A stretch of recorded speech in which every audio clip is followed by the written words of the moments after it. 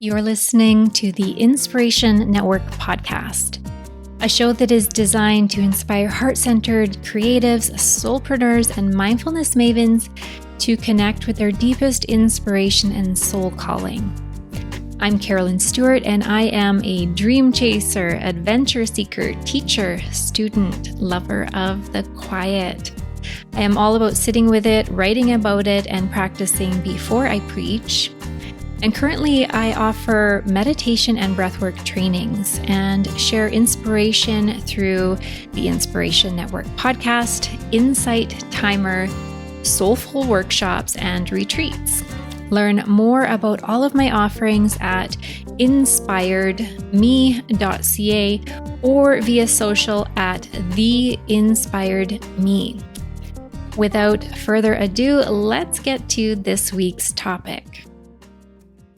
This week on the podcast, we explore a topic that has really been at the core of everything that I share. So meditation, breathwork, visioning, and anything to do with how we live our lives in a conscious way. And that's the concept that the body is the unconscious mind. So consider this for a moment. And if you have the opportunity to tune into your body right now. So I'll wait, take a moment and really tune in. If you have the opportunity, you could even close your eyes and check in. So just notice what is going on within your body right now. So check in with your breath. How are you breathing? Is your breath rhythmic, deep, or does it feel pretty shallow or perhaps stuck up in your chest or in your throat? Do you feel areas of constriction or tightness? Do you notice that there are places in your body where the breath gets stuck? Now expand beyond the breath and look through the entire body. So tune into how your body is feeling right now beyond just the breath. Do you notice any areas of sensation that might feel uncomfortable? Do you notice places within your body where there's tightness or constriction or pain?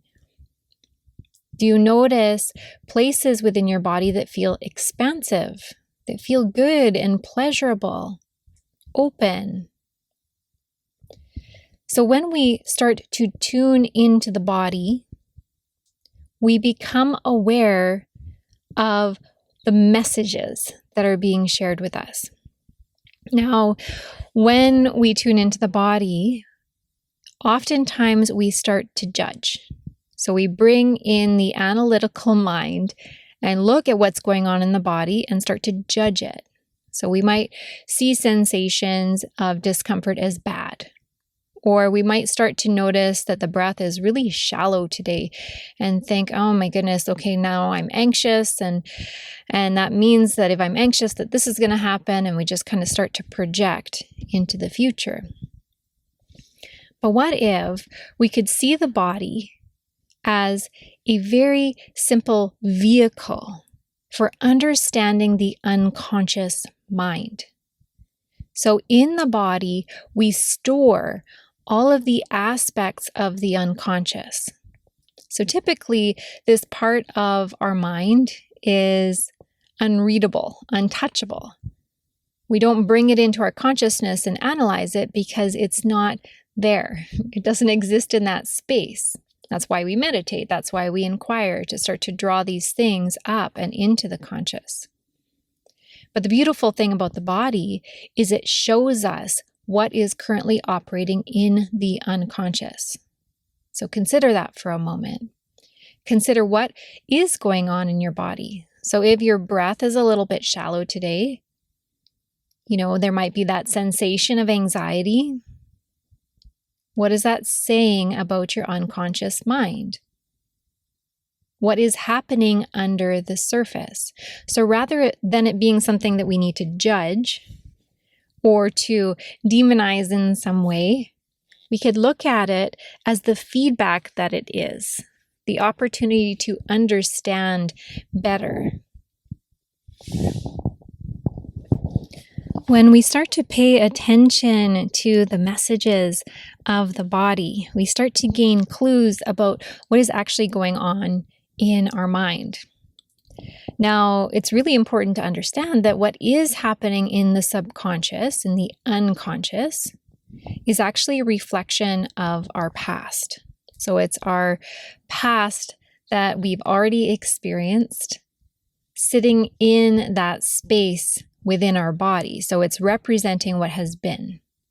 And so when we're feeling sensations and emotions and experience within the body, it's a representation of what has already happened. So it's in the past. Now, in these practices that we're doing, meditation, breathwork, yoga, kundalini, all of these different things that we do to bring ourselves into presence, the past really doesn't play a big role other than to provide us with the feedback. What we desire is to be in presence, to really be in this space of the present moment. This is what it means to feel and experience life fully, to expand into possibility. So if we're operating solely off of the feedback loop of what has been in the past, we're always taking what has been, so what happened in the past, and projecting it into the future. We try to make that future knowable. And so the body shows us what programs are playing, what loops are on repeat currently in our experience. So as an example, going back to that space, that feeling sensation of anxiety, when we start to experience anxiety in the body, we can start to notice what that actually means, that feedback is telling us, is that we are responding to something that in the past created anxiety in our body.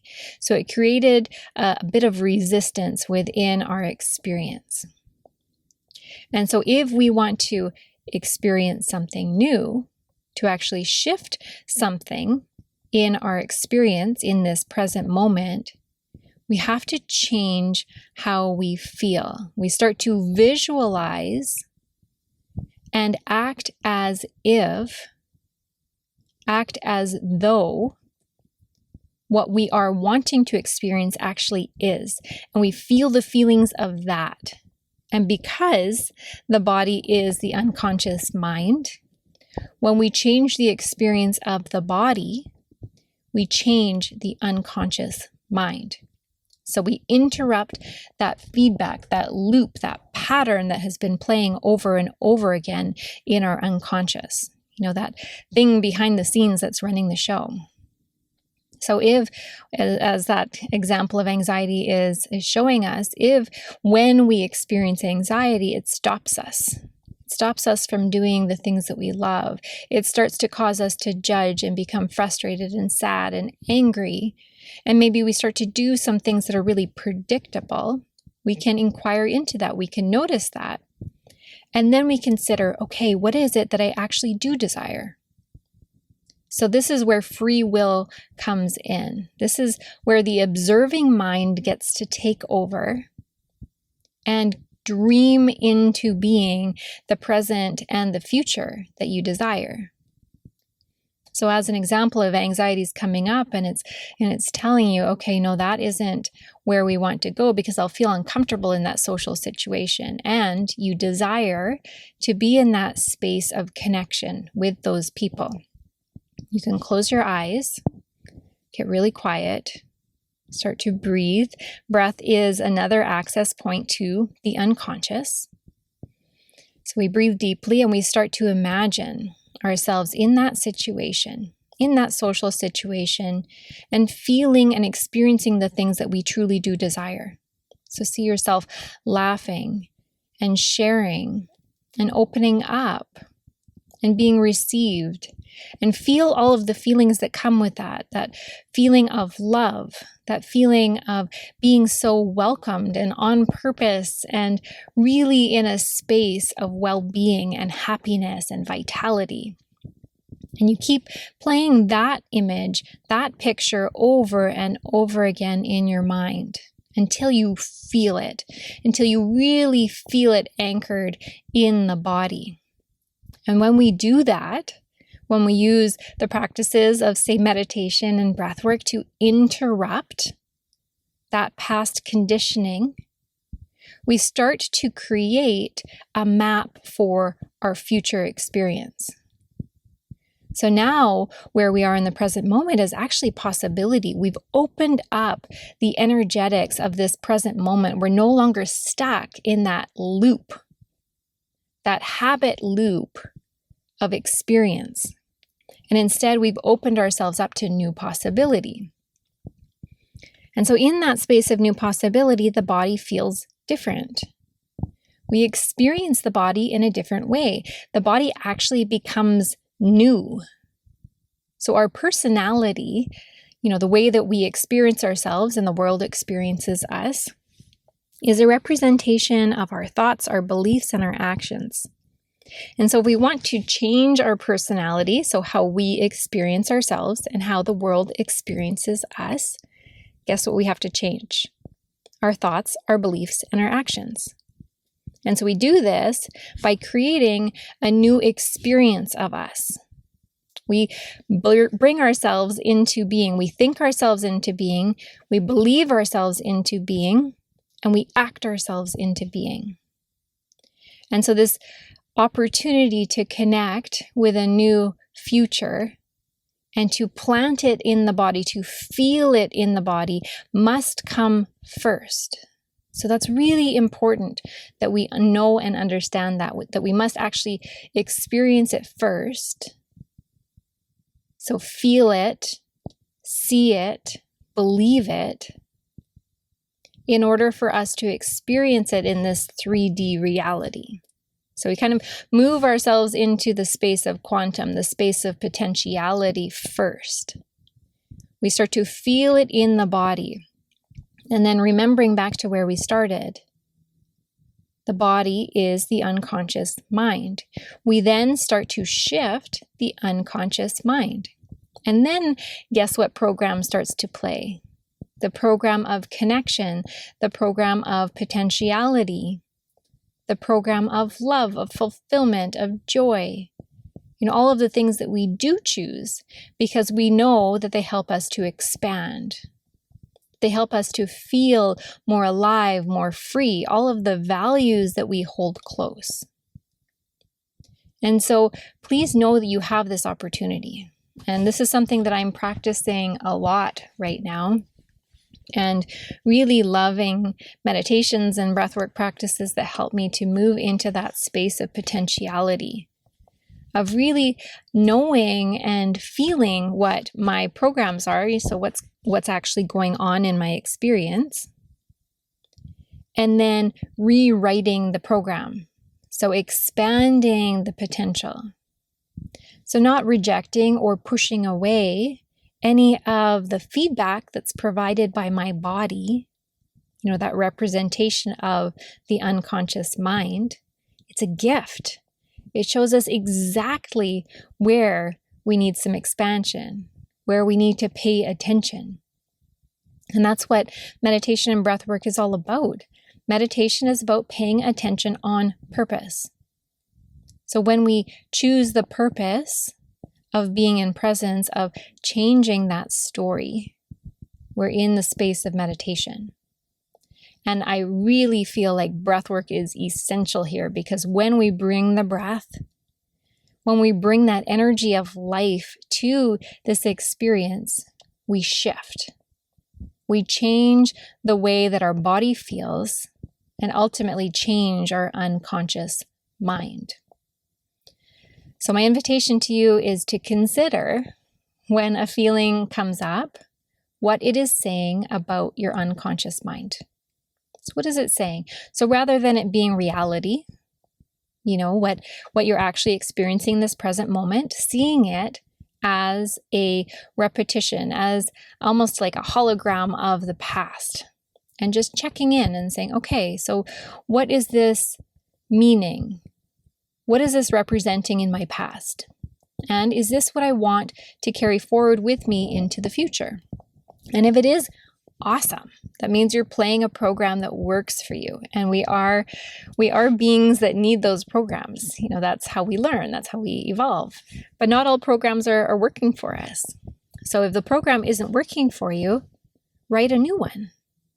Consider what practices you can bring into your life or just re-engage with so that you can remember and re-experience the body, the beliefs, and really start to put into play this understanding that the body is the unconscious mind. So feel your way into what it is that you desire. This is up to you. How you feel, how you experience life is entirely up to you. And this saying has been floating around a lot lately, that nobody is coming to save you. And I love that. And I don't mean that in a way that is narcissistic, because it's not about anybody else. If it was, wouldn't that be frustrating? Wouldn't that be frustrating to not have the autonomy and sovereignty over your own being, your own experience? You need to be able to make those choices. We're here to learn. We're here to expand and to grow. And so it's you. It's up to you to make the changes, to make the choices. That doesn't mean it's comfortable. That doesn't mean that it's always simple or easy.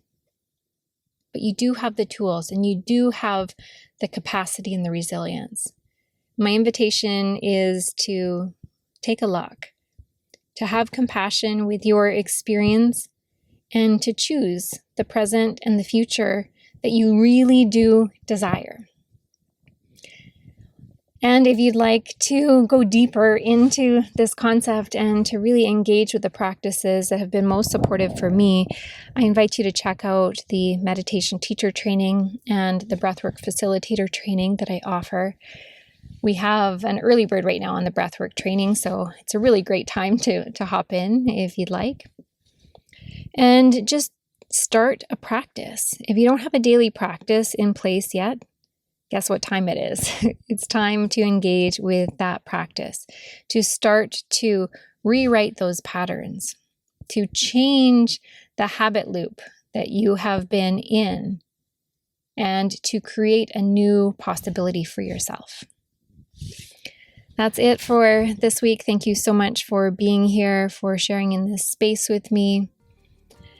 And if you feel called, it would mean so much if you could hop on over to wherever you're listening to this podcast and give it a 5-star rating and a written review. It really, really helps the podcast and to support me in providing these free options for people to listen to, and it helps it to get into more people's ears.